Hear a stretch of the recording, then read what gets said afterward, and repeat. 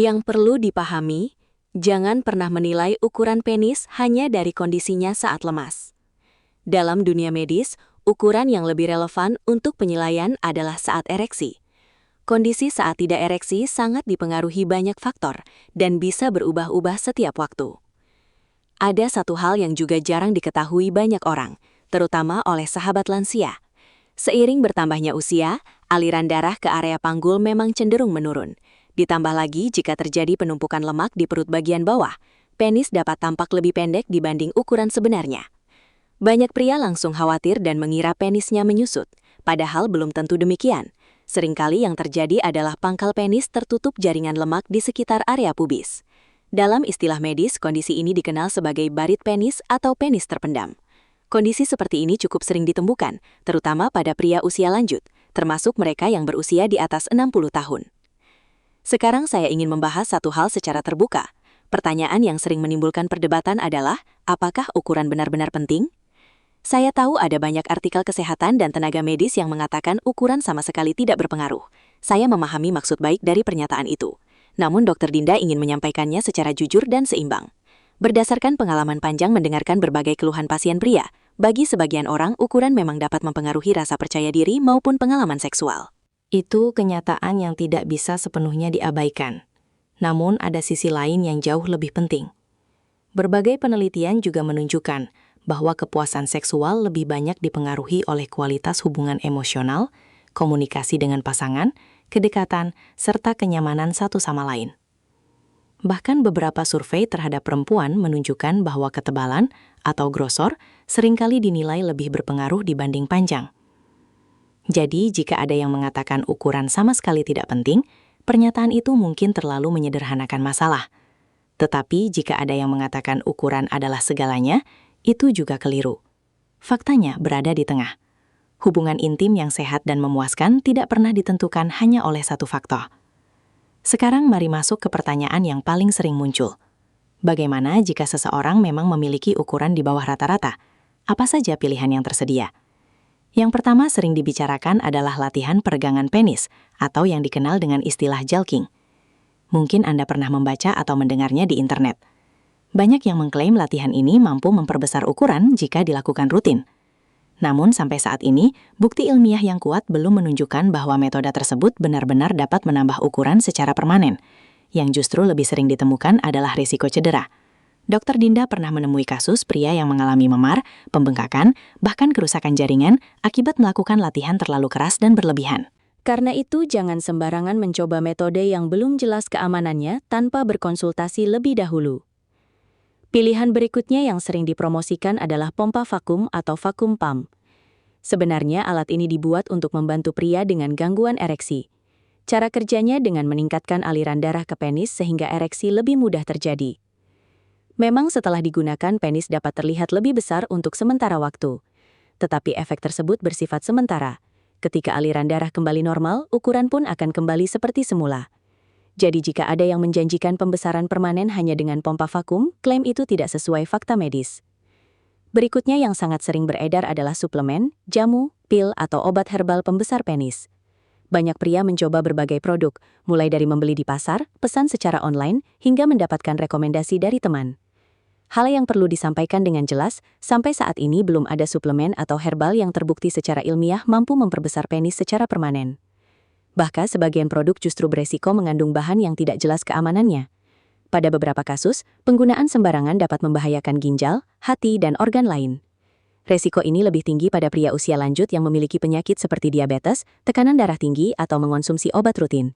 Karena itu, jangan mengambil resiko hanya karena tergiur iklan. Kemudian ada minyak oles maupun ramuan tradisional yang sering dipasarkan di media sosial. Mulai dari berbagai jenis minyak hingga campuran herbal yang diklaim mampu menambah ukuran. Pengobatan tradisional tentu memiliki tempat tersendiri di masyarakat, dan itu patut dihormati. Namun dari sisi medis, belum ada mekanisme biologis yang menunjukkan penis dapat bertambah besar hanya melalui penggunaan bahan oles dari luar. Kulit penis bukan jaringan otot yang akan membesar hanya karena stimulasi eksternal. Karena itu penting untuk lebih berhati-hati terhadap klaim pemasaran yang terdengar terlalu menjanjikan. Sekarang kita masuk pada pilihan medis yang memang memiliki dasar penelitian, meski semuanya tetap harus berada di bawah pengawasan dokter spesialis. Salah satunya adalah suntikan asam hyaluronat atau hyaluronic acid. Zat ini secara alami memang ada di dalam tubuh dan sering dipakai dalam tindakan estetik. Pada prosedur tertentu, bahan ini dapat disuntikan untuk menambah ketebalan penis. Hasilnya memang dapat terlihat relatif cepat, namun efeknya tidak permanen. Umumnya bertahan sekitar 1 hingga 2 tahun sebelum diserap kembali oleh tubuh. Tetapi seperti prosedur medis lain, tetap ada resiko seperti pembengkakan, hasil yang tidak merata atau infeksi apabila dilakukan secara tidak tepat. Pilihan lain adalah terapi hormon. Ini hanya diberikan pada pria yang terbukti memiliki kadar testosteron rendah berdasarkan pemeriksaan medis. Pada beberapa kondisi tertentu, terapi dapat membantu. Namun pada usia lanjut, penurunan hormon testosteron seringkali merupakan proses alami. Tidak semua kondisi memerlukan pengobatan. Selain itu, terapi hormon juga memiliki resiko dan harus dipertimbangkan secara hati-hati sesuai kondisi masing-masing pasien. Pilihan terakhir adalah operasi pembesaran penis.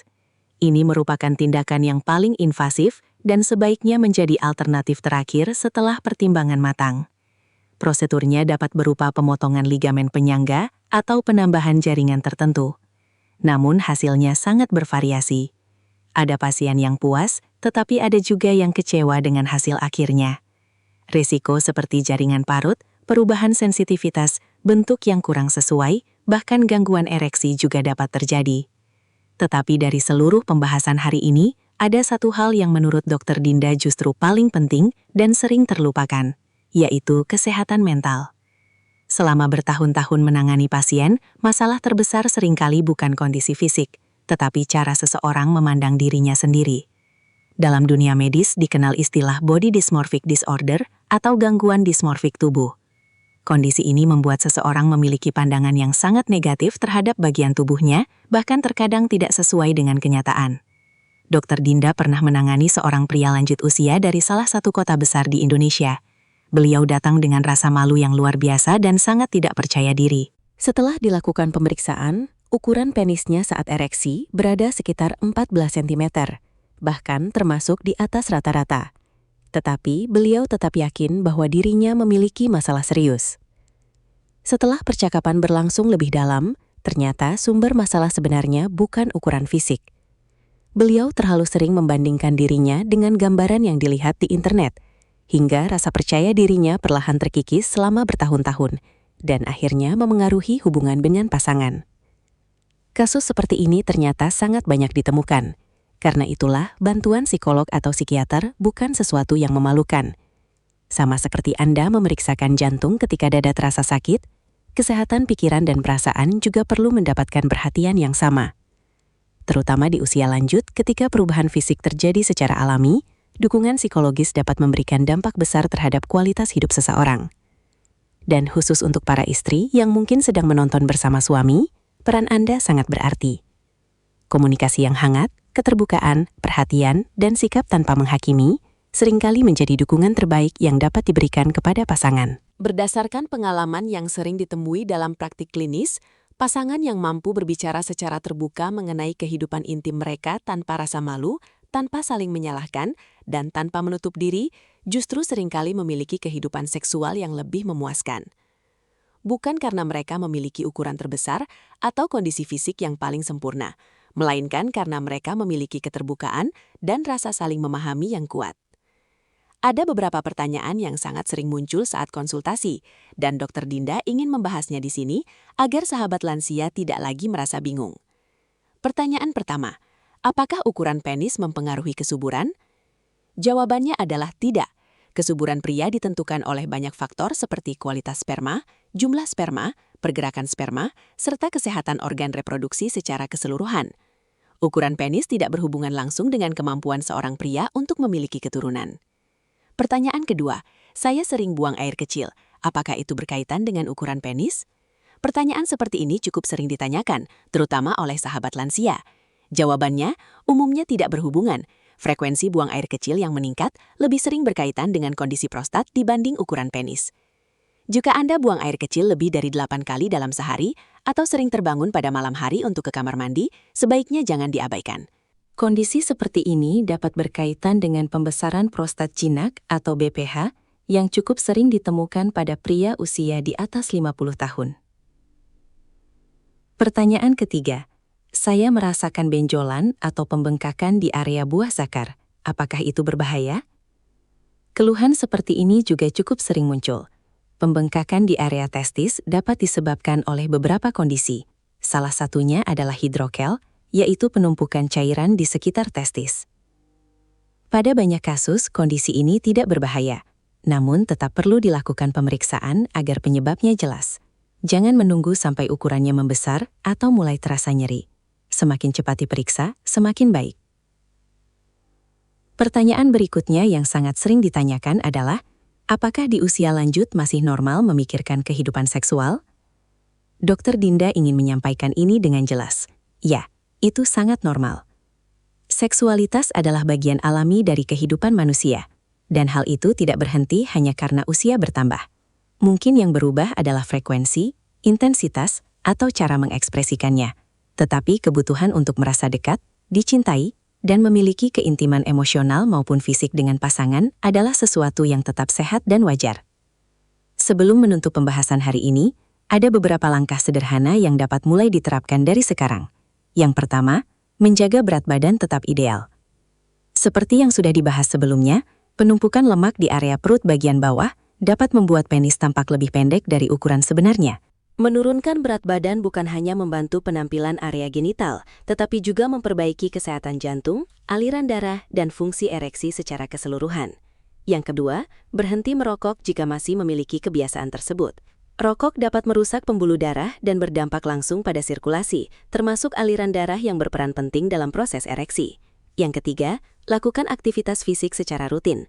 Olahraga ringan seperti berjalan kaki selama 30 menit setiap hari dapat memberikan perubahan yang cukup besar. Selain baik untuk kesehatan tubuh secara umum, aktivitas ini juga membantu meningkatkan aliran darah hingga ke area panggul.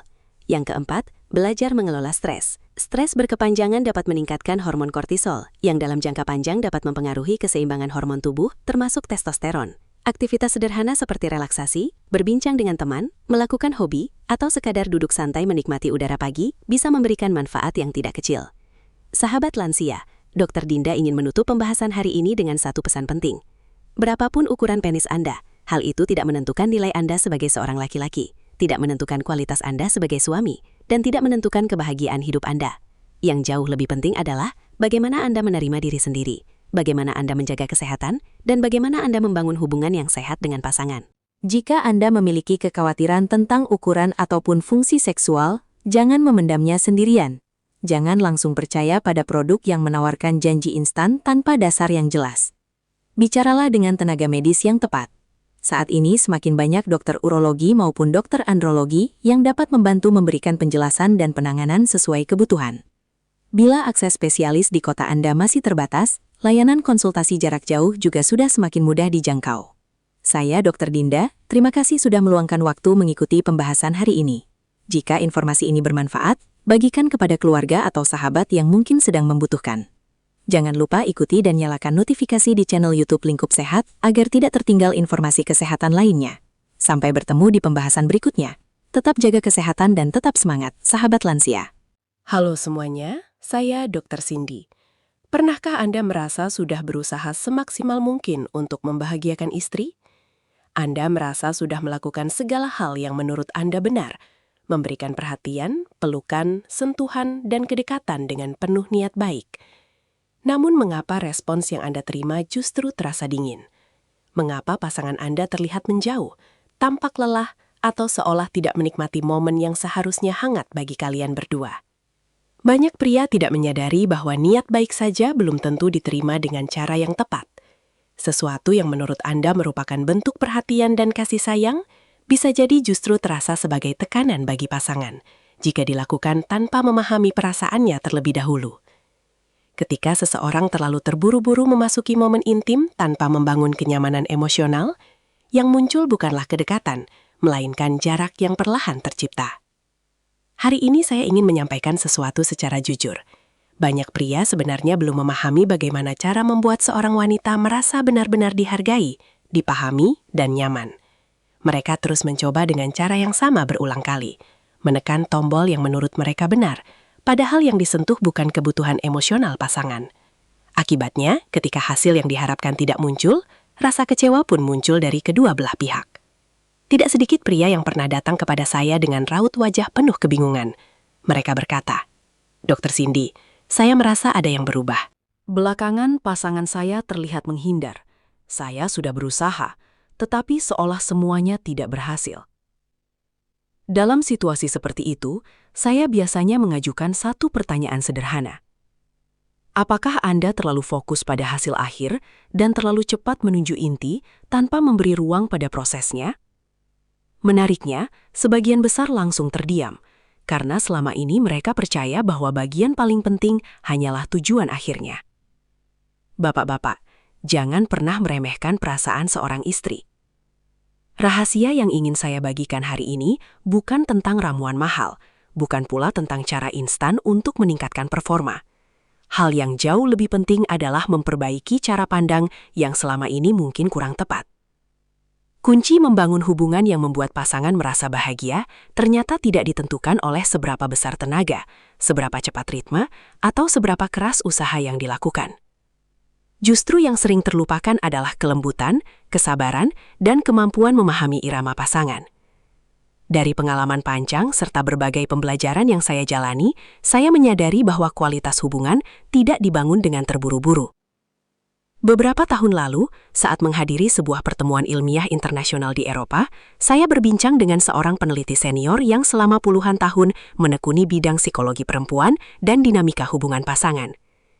Ia tersenyum lalu mengatakan sesuatu yang sampai hari ini masih saya ingat. Pria seringkali terbiasa memandang hubungan seperti perlombaan dengan garis akhir yang harus segera dicapai. Padahal bagi perempuan, rasa nyaman dan kebahagiaan dalam hubungan bukanlah puncak yang harus ditaklukkan. Itu lebih seperti menikmati taman yang indah. Anda tidak datang hanya untuk mencari satu bunga, tetapi menikmati seluruh perjalanan, suasana, dan setiap langkah di dalamnya. Kalimat itu benar-benar mengubah cara pandang saya. Seperti cahaya yang membuka pemahaman baru. Saya menyadari bahwa inti dari hubungan yang sehat ternyata bukan sekedar tujuan, melainkan bagaimana proses itu dijalani. Seringkali yang paling penting bukan seberapa cepat Anda sampai, tetapi bagaimana Anda menciptakan rasa nyaman sepanjang perjalanan. Bukan tentang kekuatan, melainkan kehangatan. Bukan tentang tergesa-gesa, melainkan tentang irama. Karena hubungan yang baik pada akhirnya bukan dibangun dengan paksaan, tetapi dengan rasa saling memahami.